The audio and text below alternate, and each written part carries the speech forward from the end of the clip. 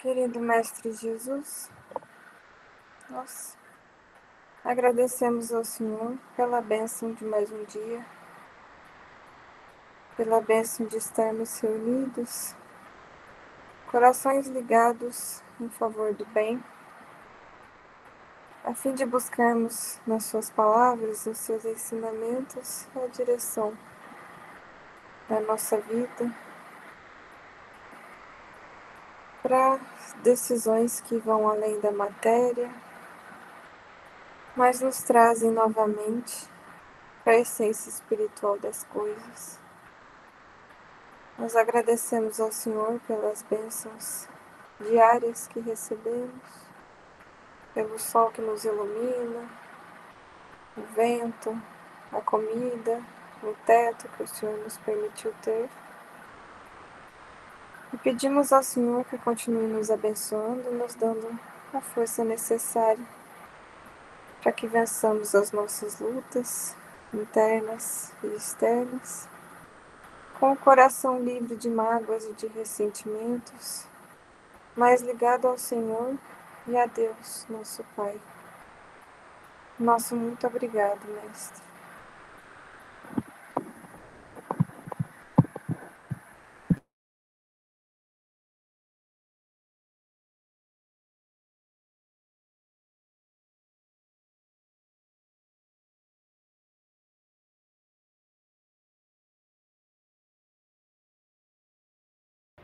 Todos veem a tela?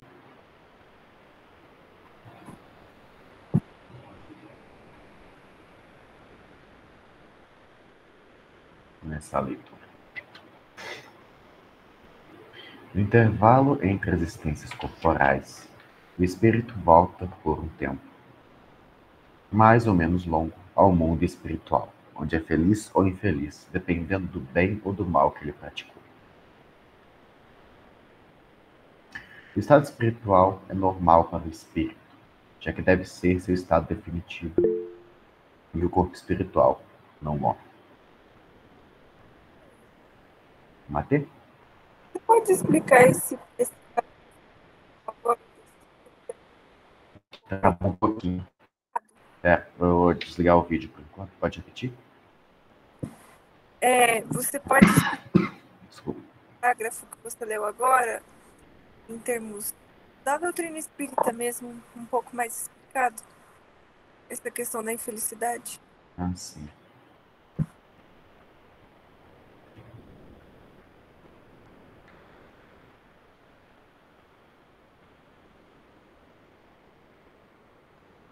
Em todas as religiões, nós temos a ideia de que, após a morte, o justo vai ter a felicidade e o mal vai sofrer a punição dos crimes que ele cometeu.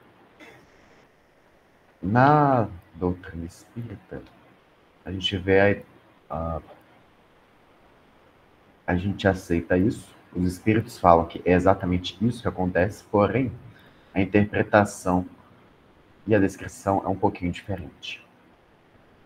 Lembrando que, uma vez que o Kardec comenta, os espíritos também afirmam que o estado espiritual é o estado normal do espírito, isso quer dizer que é nesse estado que ele vai sentir a realidade das coisas que ele praticou. Enquanto que aqui na Terra, nós estamos numa situação de abobados, numa situação no qual o corpo está mais pesado, no qual os sentidos estão limitados e a percepção é limitada. Nesse caso, o que nós temos é o corpo espiritual, durante a nossa vida de encarnados, ele influencia no nosso corpo material e aquilo que a gente pratica de bom e de mal influencia o corpo espiritual. E isso vai se acumulando com o passar do tempo. No momento do desencarne, é o momento em que há a libertação. Então, nessa libertação, o espírito ele recobra as suas faculdades anteriores. Ele é capaz de perceber a si mesmo, ou pelo menos ele é capaz de, agora, perceber o efeito espiritual das suas ações. ações ruins, ou então ações que vão contra a lei de Deus, têm como resultado consciências culpadas, acúmulo de vibrações pesadas, e isso se traduz em sofrimento e a tendência do espírito a ficar em regiões perto daqueles que cometeram atos parecidos.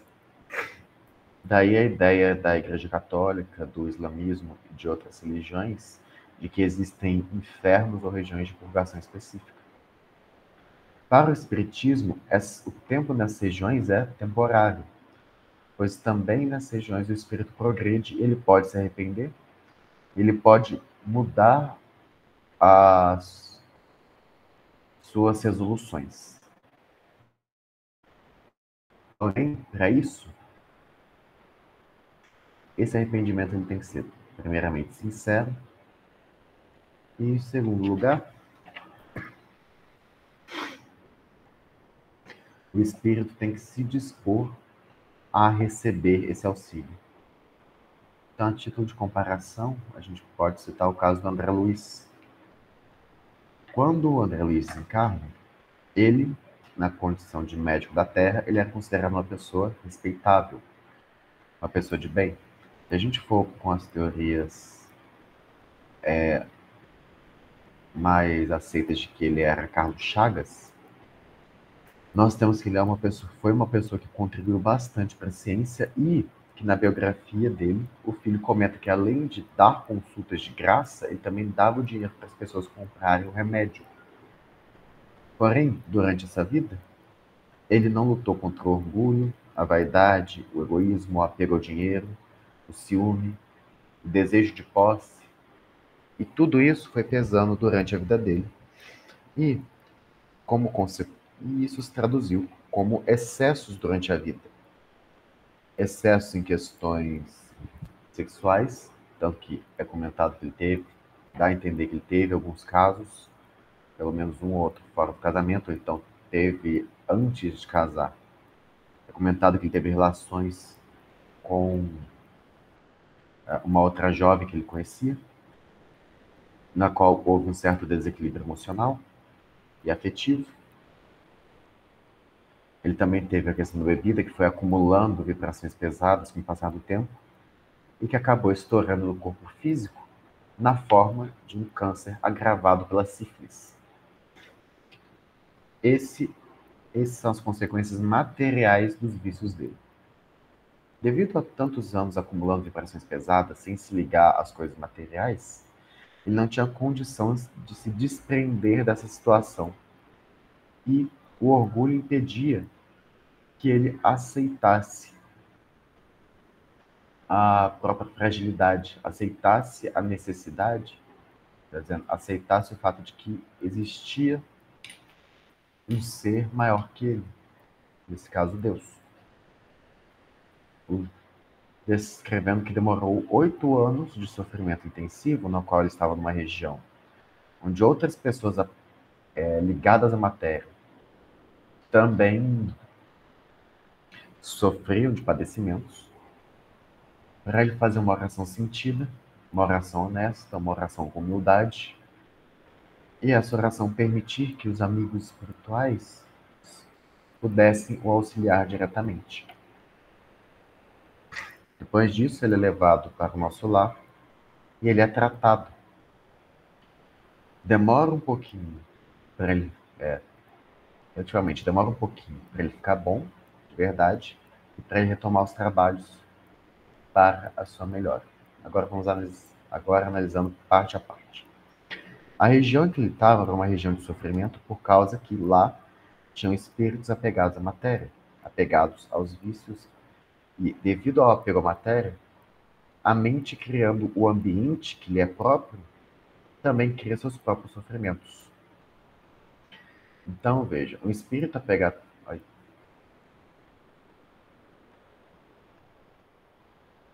Oi, prima.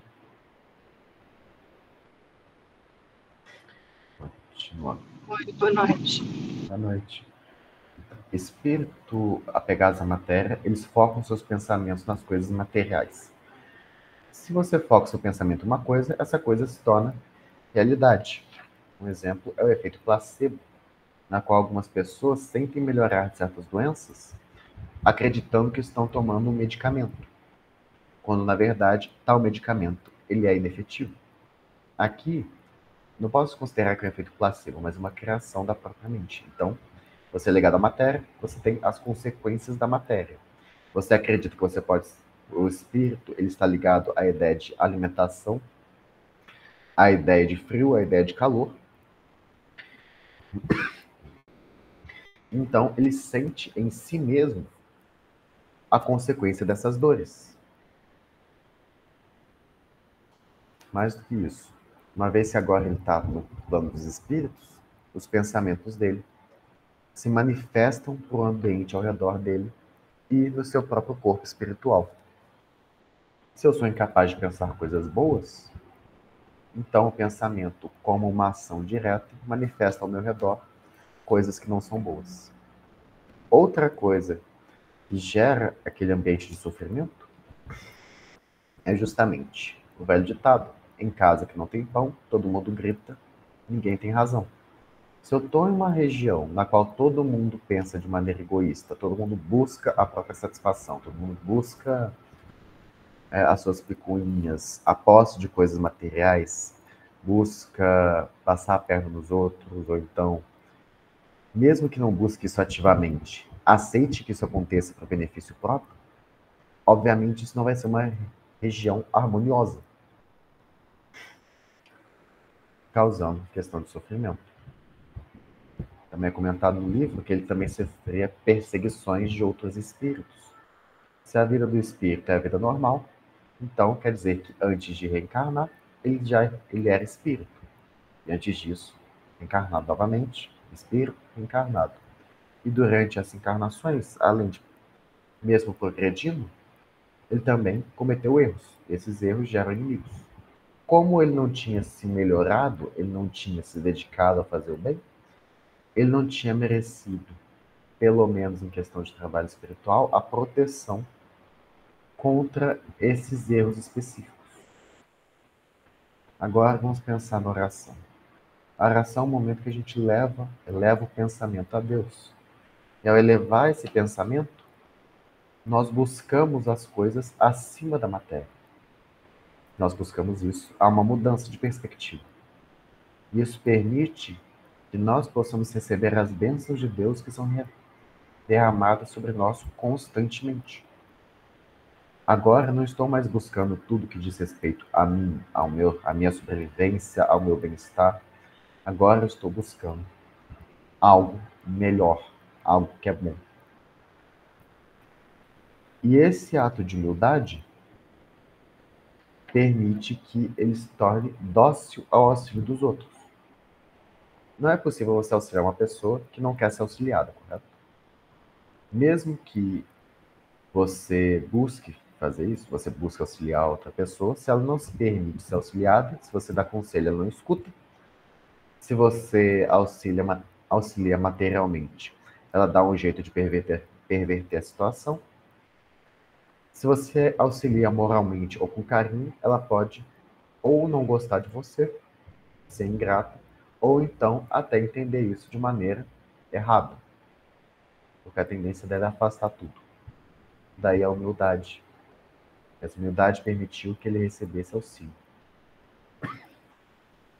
Nesse momento, ele não mudou o que ele era. Ele se arrependeu e se propôs a ser melhor.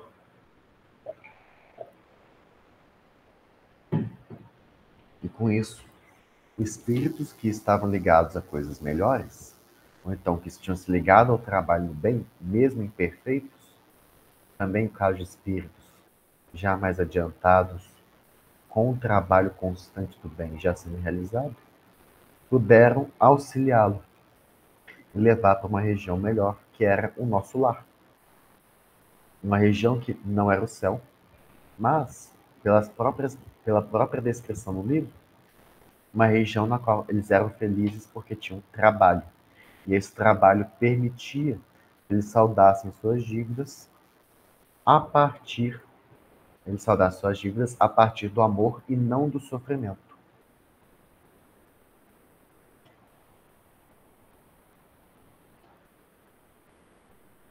continuando nesse processo, também são comentados planos superiores, nos quais espíritos que já saldaram suas dívidas e já progrediram espiritualmente, moralmente, intelectualmente, eles elevam e se elevam para regiões de maior felicidade, e nessas regiões eles continuam trabalhando com mais responsabilidades, auxiliando mais pessoas de uma vez só.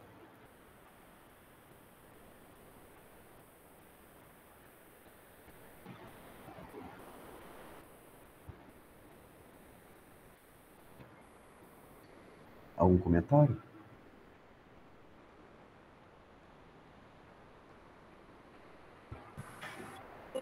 Tá.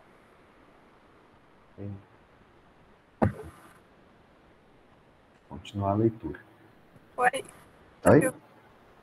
É que tá travando um pouquinho. Ah, será que é a nossa internet? Obrigada por explicar, porque pra gente isso é comum, né? Essa questão da felicidade ou da infelicidade, mas pros tios que estão vendo com a gente hoje, que não estão acostumados com essa questão que o espiritismo traz, né? Aí às vezes fica mais difícil de entender. E me recordei da Bíblia, onde sempre se coloca na Bíblia a questão da vida, e até Jesus veio falar e vim para que tenham vida e vida eterna. E as pessoas daquele tempo achavam que ele estava, na verdade, trazendo a vida eterna, né? Que as pessoas vão viver eternamente aqui na Terra e ter posses materiais, né? Porque elas acreditaram, as pessoas que acreditaram, algumas, né, que acreditaram que Jesus era o Messias, na verdade tinha aquela questão que ele traria o grande poder e terra, né? E, e aí na Bíblia também tem, tanto Jesus quanto Paulo falam da morte, né? Que, que a morte é a viver a vida distante de Deus. E na questão do espiritismo, isso fica bem claro, porque espíritos que praticaram atos ruins durante a vida, às vezes espíritos que fizeram mal a muitas pessoas, que atrapalharam a vida de muitas pessoas, ou até cometeram assassinatos, crimes.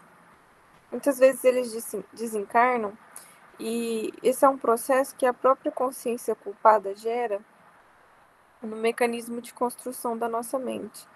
O que que acontece? Às vezes a pessoa passa aqui encarnada e ela passa uma vida sem pagar pelo que ela fez, né? Então ela pode ter cometido um crime que ninguém percebeu, mas a consciência dela grava aquilo. E aí ela pode ter passado a vida inteira fugindo dessa consciência culpada, mas quando ela desencarna, quando a gente desencarna, a gente é espírito, né? E o nosso espírito ele é basicamente a nossa mente. E aí é a nossa mente sem aqueles subterfúgios materiais que aqui na Terra a gente tem. Então, aqui é muito fácil a gente focar em algumas coisas, questões corriqueiras da vida, focar na limpeza da casa, por exemplo, focar no trabalho, focar nas questões materiais e deixar de pensar naquilo que está no nosso consciente, né, nos nossos desejos mais íntimos ou nas nossos problemas mais íntimos, né? O Tales lembrou da própria história de Maria e Marta da Bíblia, né? Marta, Marta, andas ansiosa e afatigada com muitas coisas. Porque recebendo Jesus na casa, e ele disse, né, Maria escolheu a boa parte e essa boa parte não lhe será tirada. A Maria, ela quis ficar perto do Cristo e receber as bênçãos do Cristo, receber a visita dele lá. Marta, como ela estava ansiosa, e aí a gente chama atenção para o problema da ansiedade, ela se preocupou mais em arrumar e limpar e criou tensões ali naquele ambiente para manter a ansiedade dela e se afastar de Deus. Então Jesus deixou da mensagem que Jesus estava trazendo ali, né? Imagina só receber Jesus em casa. E aí, vocês se lembram bem da história, ela se preocupou com a limpeza e ainda queria tirar a Maria de lá, né? Queria que a Maria ajudasse.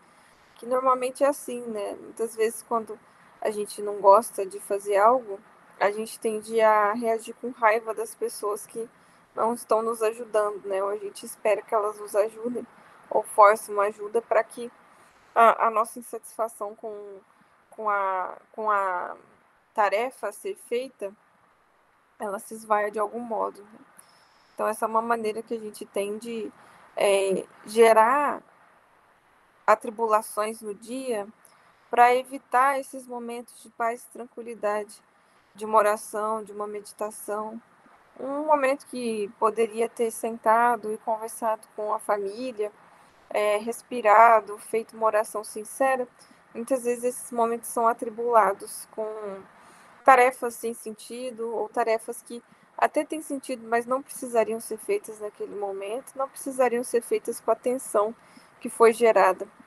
Mas por que a gente faz isso? Porque a nossa mente criou mecanismos para que nós fujamos o mais possível dos nossos problemas. Então, a gente não quer pensar naquilo que está nos incomodando, a gente não quer pensar nos nossos defeitos, nos nossos problemas, e aí a gente vai se afatigando e ficando ansioso com várias coisas.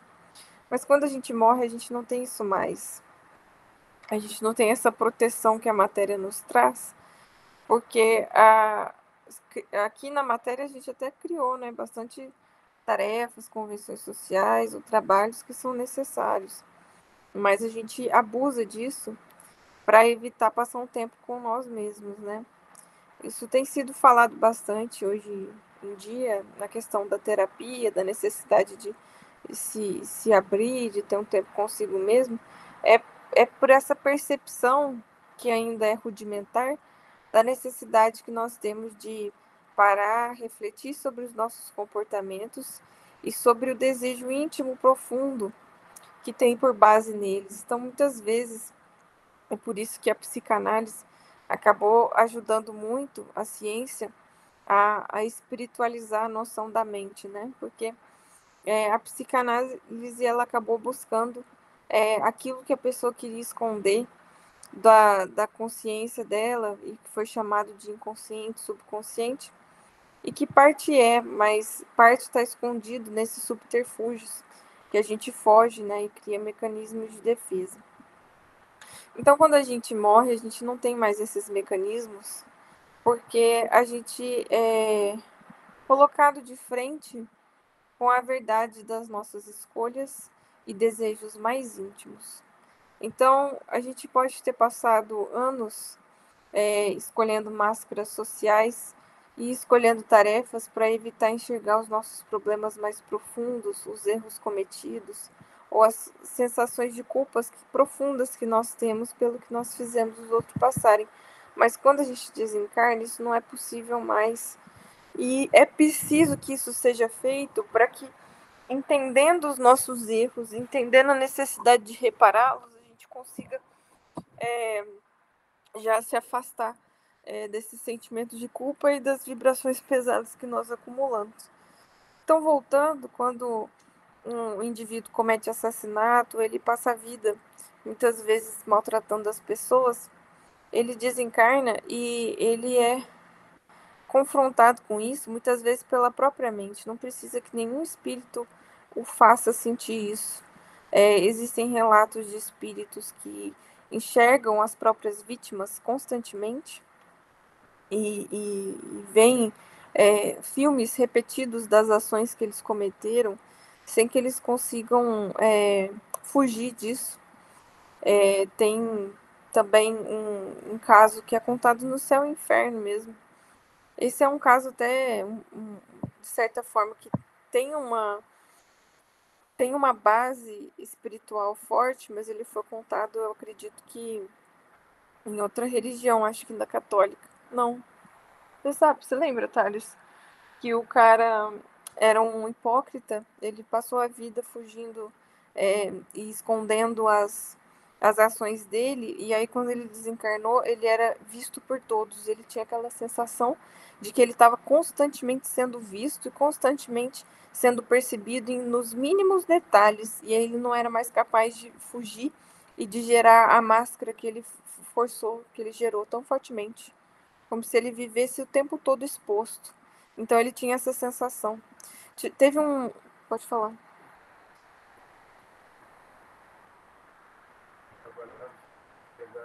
Isso.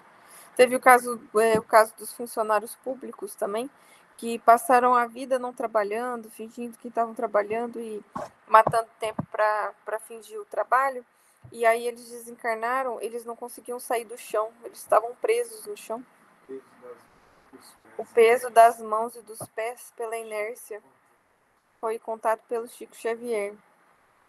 Outro caso também foi de uma mulher, que vai ser contada também no Céu e Inferno, que ela passou a vida, mesmo sendo mãe, mesmo sendo uma mulher que tinha funções na sociedade, ela passou a vida querendo viver sozinha, viver as próprias coisas, viver os próprios desejos materiais, um egoísmo absurdo. E aí ela desencarnou, ela não encontrava ninguém, se ela tivesse sozinha, como se ela estivesse enxergando tudo preto, e passou vários e vários anos sentindo o peso da solidão. Isso por quê? Porque ela tinha buscado aquela solidão durante a vida. E aí ela precisou sentir essa solidão extrema e perceber que, na verdade, isso tinha sido uma busca dela. E sendo egoísta, era uma busca, uma fuga, né? Uma fuga das relações sociais que atrariam um senso de pertencimento, de amor, de desenvolvimento. Conversava com as pessoas, ela passava sentimentos. Ela era fina, ela falava com entonações de voz, ela falava até com meiguice, ela mostrava empatia, mas não sentia aquilo que ela passava. Essa máscara, essa fuga da sociedade, quando ela desencarna, a mente é preponderante.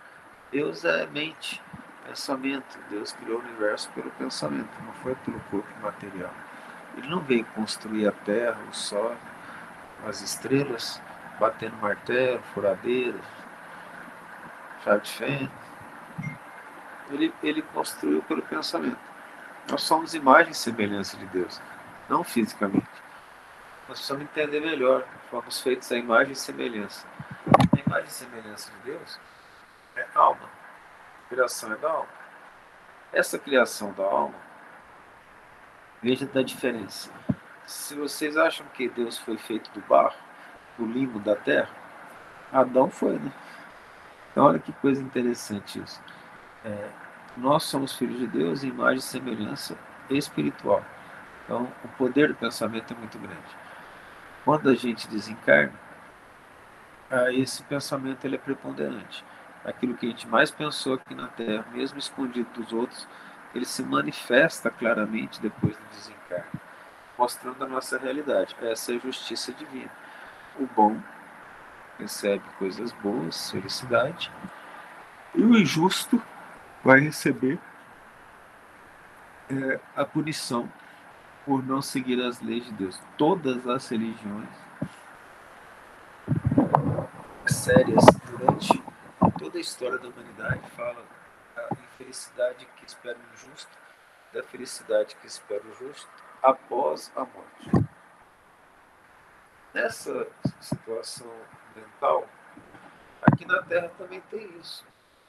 Já teve gente que, para não ir para a escola, forjou uma dor de barriga e teve.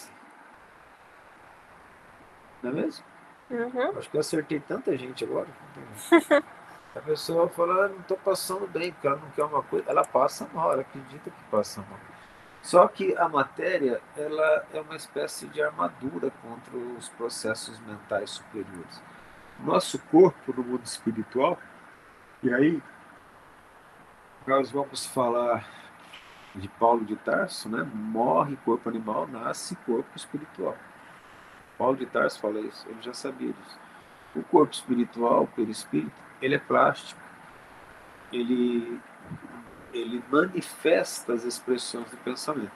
Por isso, então, nós temos espíritos hipócritas, maldosos, de coloração escura, faces muito feia, não tem dedos, tem quase garras. Alguns perdem até a característica da forma humana, fica animalesco.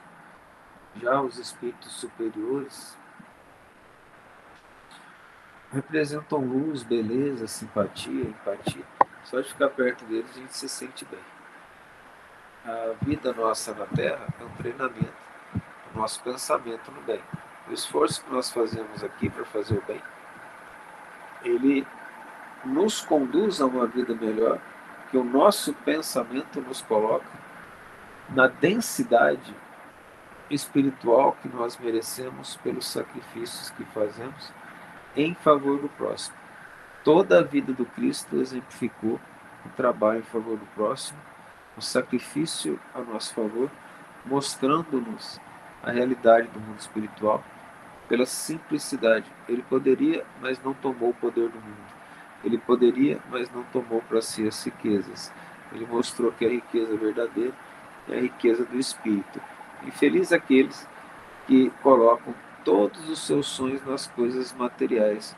O corpo perece, as coisas materiais permanecem, enquanto a alma vai para outro reino, para outra dimensão.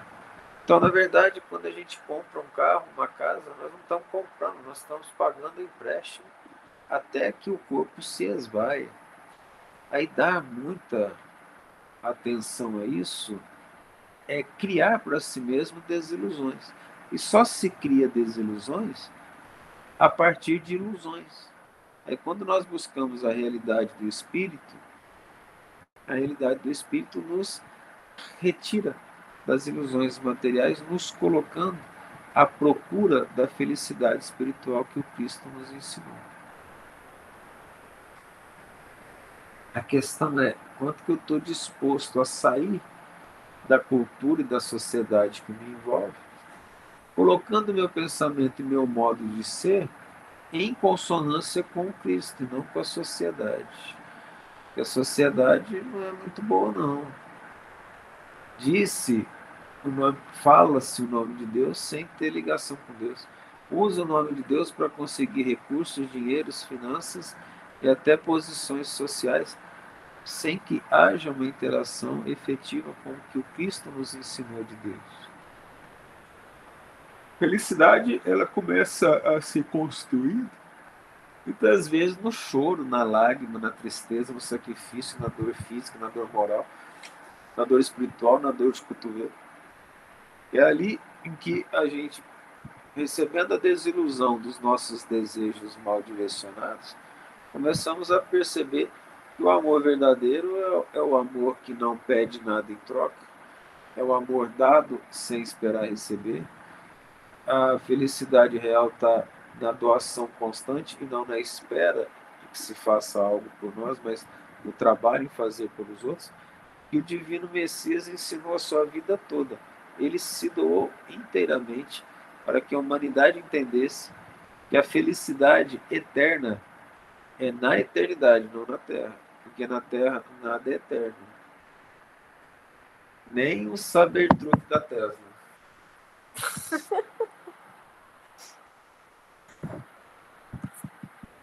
Pronto. Obrigada. Eu que agradeço os comentários. Vamos continuar. O estado espiritual é normal para o espírito, já que deve ser seu estado definitivo, em que o corpo espiritual não morre. O estado corporal é transitório e passageiro. É no estado espiritual que se recolhem os frutos do progresso conseguido pelo trabalho, no período de encarnação. É também nesse estado que ele se prepara para novas lutas e toma resoluções que se esforçará para cumprir em seu retorno à humanidade. O espírito igualmente progride na erraticidade, onde absorve conhecimentos especiais que não poderia adquirir na Terra, modificando seus pensamentos. O estado corporal e o estado espiritual são, para ele, uma fonte de dois tipos complementares de progresso. É por isso que ele alterna esses dois modos de existência. Vou pegar aqui no estado espiritual, que ele recolhe os frutos, que se recolhe os frutos do progresso conseguido pelo trabalho no período da encarnação. Vou colocar essa aqui. Por quê? Para entender melhor, a gente já teve agora comentários bem extensos sobre o que acontece depois da desencarnação, mas é bom a gente lembrar que dá para fazer um paralelo com o que a gente faz aqui na Terra mesmo. Por exemplo, quando um atleta, ou mesmo uma pessoa que vai na academia, ele quer treinar para alguma coisa específica, para ficar melhor, normalmente ele não adiciona mais carga ao seu treino. Vou pegar um exemplo bem comum, que são aqueles pesos de perna. Quando você quer treinar uma musculatura, você coloca um peso na perna, ou então quando você faz uma flexão de braço, alguns colocam pesos justamente nos braços, no tronco, e esses pesos fazem com que o exercício em si seja mais pesado. Ao mesmo tempo, quando o exercício para, ele começa a colher os frutos daquele desenvolvimento, daquele esforço, o resultado físico ele é mais evidente. Aqui é a mesma coisa. Só que principalmente em questão de pensamento e moralidade. Se a gente pensar também no caso das escolas, aqui chama atenção para, no estado de encarnado, se o espírito teve a oportunidade de aprender coisas enquanto desencarnado se desenvolver, é como se ele estivesse lendo ou escutando as matérias que ele está estudando. Lendo e escutando sobre novas soluções, novas teorias, enquanto que a encarnação funciona como se fosse uma prática. Quantos alunos não chegam na hora das atividades, ou mesmo na hora da prova, falando que quando você explica, falando para o professor, quando você explica, eu consigo entender, as coisas fazem sentido. Quando eu chego em casa para estudar, de repente tudo fica confuso. Esse é o mesmo processo. A ideia é que, enquanto encarnados, devido às limitações do sentido, nós temos, ao mesmo tempo, uma proteção,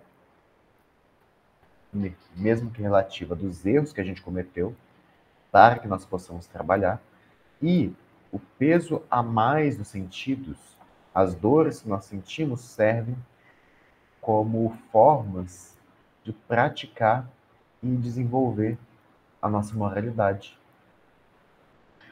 por meio do esforço contínuo. Então, quando a gente desencarna e a gente conseguir um certo progresso em alguma área,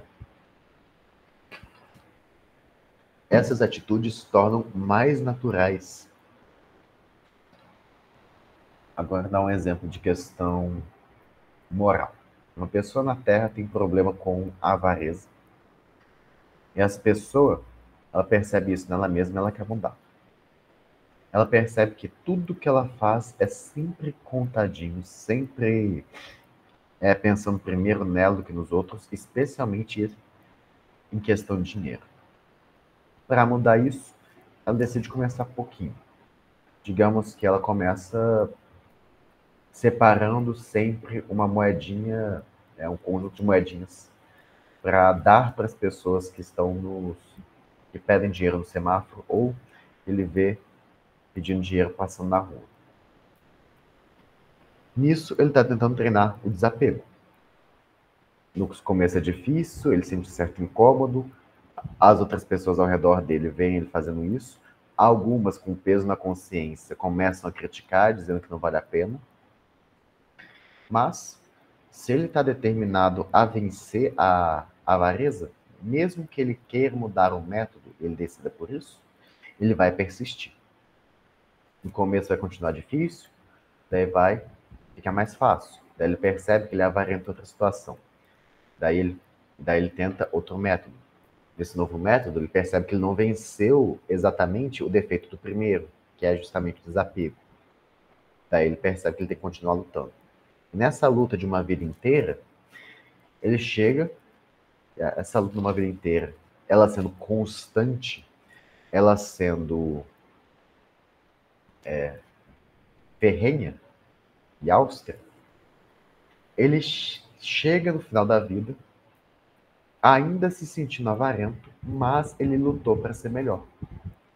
Quando ele desencarna, o efeito desse trabalho contra a avareza, ele passa a ser mais perceptível. Ele percebe com o desapego da matéria, sem o escafrando das coisas materiais, do corpo, das convenções sociais, ele se sente mais desapegado. Isso coloca no estado mais receptível para as coisas boas do espírito. E isso por si só já representa um progresso. Vamos ver. Caso ele consiga melhorar bastante dessa vida, ele já pode sentir melhor esse desapego. Mas aí ele talvez perceba outros efeitos, daí tem que começar a luta novamente. Então veja, a parte material ela serve como um incentivo ao trabalho para melhora. Infelizmente, muitas vezes a gente utiliza a percepção imediatista para fugir do trabalho e buscar o descanso. Fugir do trabalho, buscar os vícios, fugir do trabalho e buscar posições confortáveis em detrimento dos outros. Pensando que é essa vida que importa, é esse momento que importa. Mas se a gente pensar nas alegrias do céu, qualquer coisa material que a gente conquista aqui na Terra, ela passa a ser passageira. Ela passa a ser insignificante.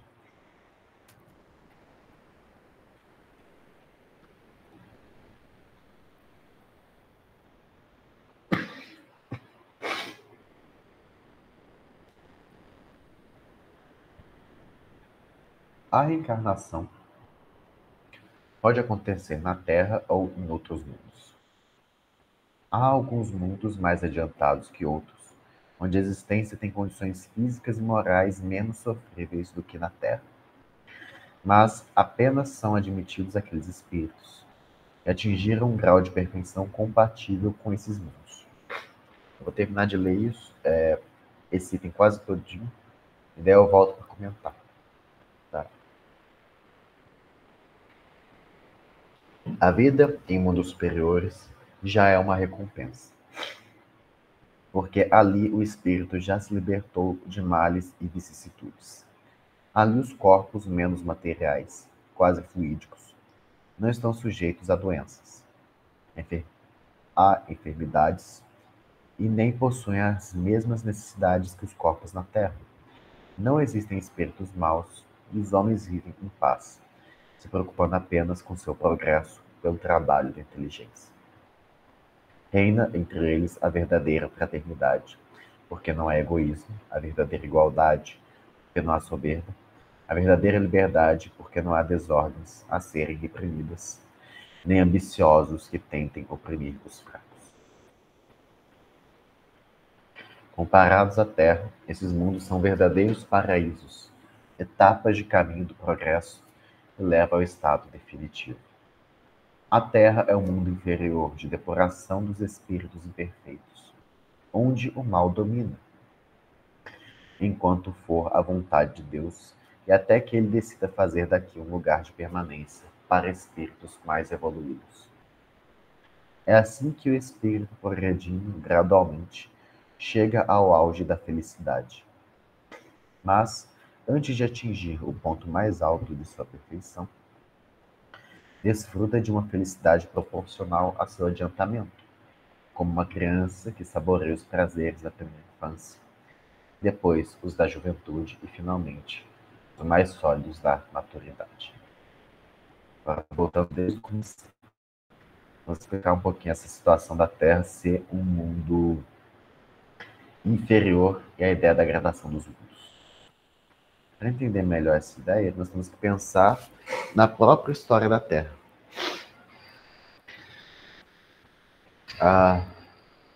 Se a gente for voltar pegar um livro, ler sobre a descrição da evolução humana aqui na Terra, nós vamos ver que os primeiros seres humanos, os primeiros hominídeos, eles eram mais brutos.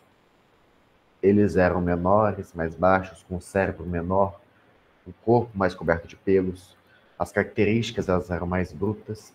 E eles viviam em sociedades simplistas, que se preocupavam apenas com a sobrevivência do próprio grupo, não muito diferente dos animais comparados a eles. Eles estavam no nível acima, pois já tinham maior inteligência, já tinham desenvolvido capacidades de percepção maiores, e mesmo assim, eles ainda eram brutos.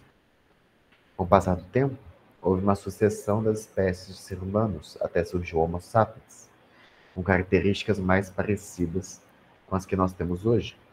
Mas se a gente voltar para algumas fotos do passado, algumas pinturas, dá para ver que mesmo alguns séculos atrás, ou mesmo há algumas gerações, uns 100, 200 anos, as feições ainda pareciam mais embrutecidas. Ou pelo menos não embrutecidas, tá? A diferença de 100, 200 anos atrás não é exatamente muito grande para falar embrutecido, mas dá para dizer um pouquinho mais. Os homens eram um pouquinho mais peludos,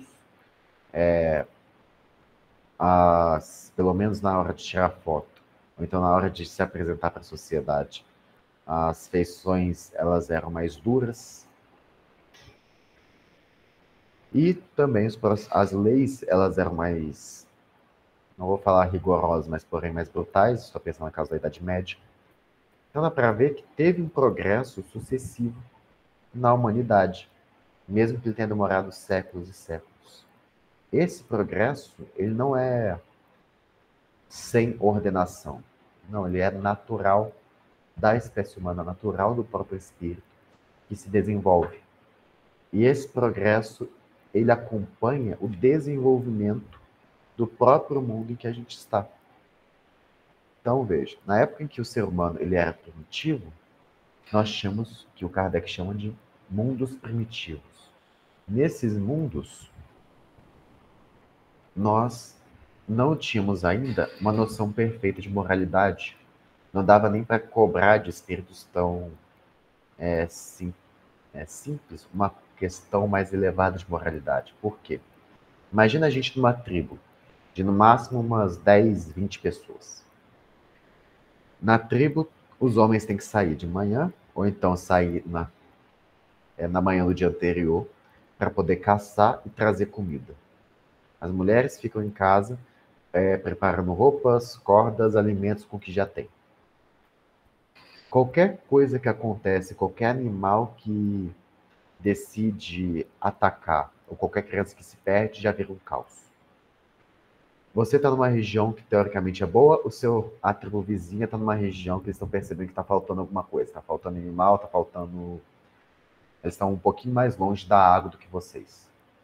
Daí eles já começam... Daí, sem se preocupar com vocês, eles começam a pensar, vale a pena atacar essa tribo e roubar os recursos. Então, veja, nos primeiros estados, devido ao fato da nossa inteligência não estar muito desenvolvida, da própria sociedade, do próprio senso moral não ter se desenvolvido, a principal preocupação do ser humano primitivo era sobreviver. Com o passar do tempo, com o desenvolvimento da sociedade, a necessidade de sobrevivência ferrenha foi sendo mitigada, foi diminuindo. Vamos pensar, se agora eu estou vivendo numa cidade, agora eu posso me preocupar mais com o meu trabalho específico, seja como agricultor, seja como artesão, porque eu sei que eu vou ter outra família que vai fazer um trabalho complementar. Vou ter, por exemplo, um governante que vai determinar certas leis. Mesmo que elas sejam ainda rudimentares ou sejam brutas, essas leis por si só já me ajudam a ter uma segurança maior do que se eu estivesse sozinho no meio da mata. Para permitindo que agora eu possa, a minha caridade ela possa se mostrar de maneira mais evidente. Eu posso, sem prejudicar aqueles que estão ao meu redor, que eu tenho responsabilidades, como por exemplo a minha família, os meus amigos, ser caridoso com uma pessoa que eu acabei de conhecer. Eu posso, agora, doar não só o meu alimento, mas também talvez um pouquinho do meu tempo. Se eu desenvolver intelectualmente, eu posso dedicar o meu tempo para desenvolver algo que vai ajudar a minha comunidade. Se eu me desenvolver moralmente, eu posso auxiliar um irmão que está em sofrimento moral, eu posso dar conselhos, posso auxiliar. E nesse processo, a humanidade vai evoluindo. O Kardec ele separa a evolução em 5 estágios. Os mundos primitivos, que são justamente o mundo no qual o mal predomina quase completamente. O mal, nesse caso, no sentido de ignorância, em sentido de ausência de um senso moral, ou então um senso moral pouco desenvolvido. Os mundos de prova e expiação, que é o caso da Terra, nesse caso o mal ainda predomina. Mas já existe um senso moral, já existe um chamado da consciência. Os mundos de regeneração, que são locais em que o bem e o mal, de acordo com as palavras de Kardec, existem uma proporção mais ou menos igual, e onde as coisas já começam a melhorar, e espíritos que não estão tão endividados, ou então que agora estão mais focados não necessariamente em saldar dívidas antigas, mas em progredir, eles podem ter uma situação mais confortável. Tá. Os mundos felizes, na qual o bem agora supera o mal, eles ainda não estão em estados completos de perfeição, mas com o bem sendo maior que o mal, o progresso ele é mais simples, eu não tenho mais que me preocupar com problemas relacionados a crimes, ou então problemas relacionados ao egoísmo muito forte, ou então uma pessoa fazendo mal por fazer o mal, ou então fazer o mal conscientemente. E por fim, os mundos felizes, no qual os habitantes eles ainda se desenvolvem, eles estão, entre aspas, presos à matéria, mas com mais leveza, eles têm mais liberdade, o mal já está praticamente extinto nesse mundo, permitindo com que as pessoas se dediquem ao trabalho e à evolução. Esses estados, o tempo para a evolução de cada um desses mundos é definido por Deus. Que nem a gente define as séries, os anos de uma escola. Cada ano você vai aprender uma coisa e vai lidar com uma situação diferente. E quando você se mostra capaz a passar para o próximo estado, é quando o mundo passa para esse estado e você acompanha a evolução do mundo. Os espíritos trazem que espíritos que não querem ou não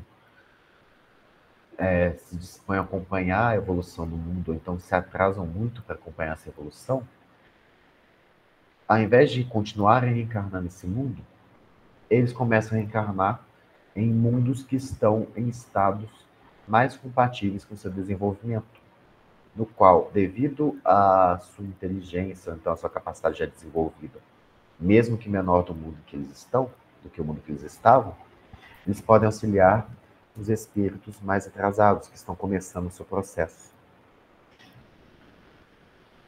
E assim, a evolução ela é organizada, ela é progressiva. Por que manter os bons? Por que não manter a Terra no mesmo estado e esperar que todo mundo evolua? Mesmo motivo que a gente não mantém todos os alunos de uma escola na mesma série, esperando que os repetentes, ou então os pouco motivados, eles tomem atitude, porque não vale a pena. Normalmente, se a pessoa não tem interesse em crescer, interesse em evoluir, ela precisa sofrer um chacoalhão para poder se colocar de volta no seu estado, para ter maior noção da realidade. No caso da escola, repetência. No caso da evolução do planeta, os bons, aqueles que evoluíram, vão poder continuar o trabalho, vão poder seguir para o próximo nível. Mas aqueles que ficaram vão ter que voltar para o nível anterior.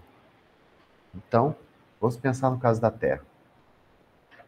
A Terra é um mundo de provas e expiações, e daqui a e nesse processo de evolução, depois de um tempo, nós teremos essa seleção daqueles que evoluíram e daqueles que não. Aqueles que não puderem ficar na Terra vão ser enviados para mundos que estarão mais ou menos no mesmo nível da invenção das primeiras cidades-estados, ou então o desenvolvimento das primeiras grandes comunidades, que daí é o desenvolvimento da roda, do controle do fogo.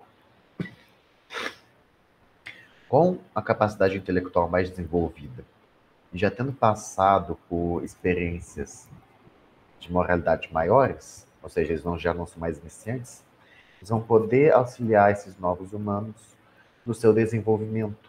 Eles vão poder ensinar e esses que estão começando vão poder começar a aprender. Nessa situação, eles sofrem por quê? Eu comentei que o corpo atualmente, o nosso corpo, ele é mais leve do que o corpo dos primeiros seres humanos, das primeiras espécies de hominídeos, correto? Imagina o desconforto, vamos imaginar por um momento, quão desconfortável seria estar no corpo de um homem das cavernas. Pelo menos com a consciência, mesmo que não completamente clara, de que a gente já esteve nos nossos corpos atuais. Esse é o corpo mais bruto, você tenta fazer um movimento delicado com a mão, ele não responde tão bem. Você tenta explicar um conceito que você tem claro na sua cabeça, mas a linguagem sua e das pessoas ao seu redor não está tão desenvolvida, então a ideia acaba passando batido. Então você tem que desenvolver essa linguagem para poder explicar para as outras pessoas. Isso por si só já é um constrangimento que chama a atenção do espírito para a necessidade de evolução.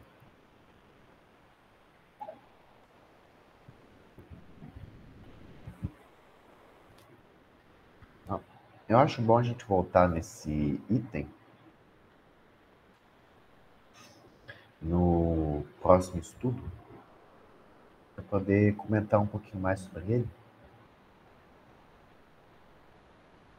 Vou comentar sobre essa questão de evolução da Terra. Pode ser? Pode.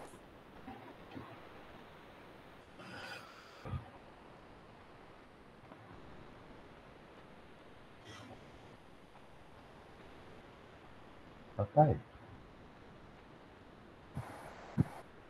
você pode fazer a oração final, por favor?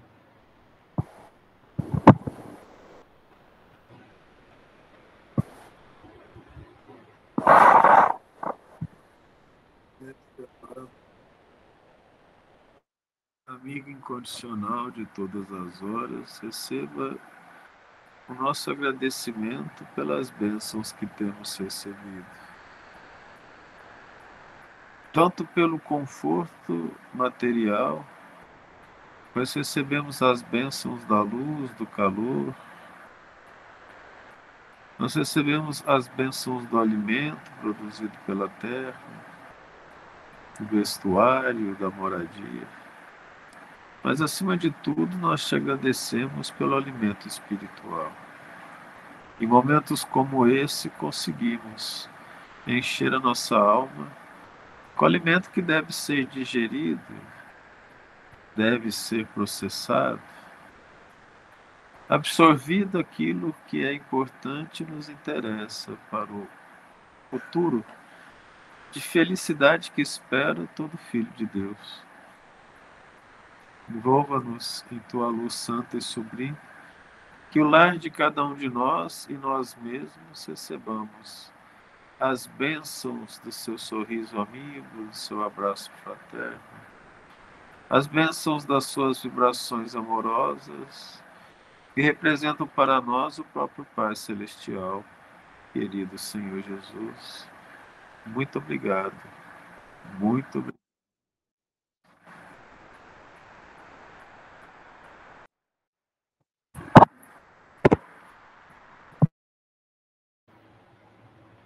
Fiquem com Deus. Até sexta-feira.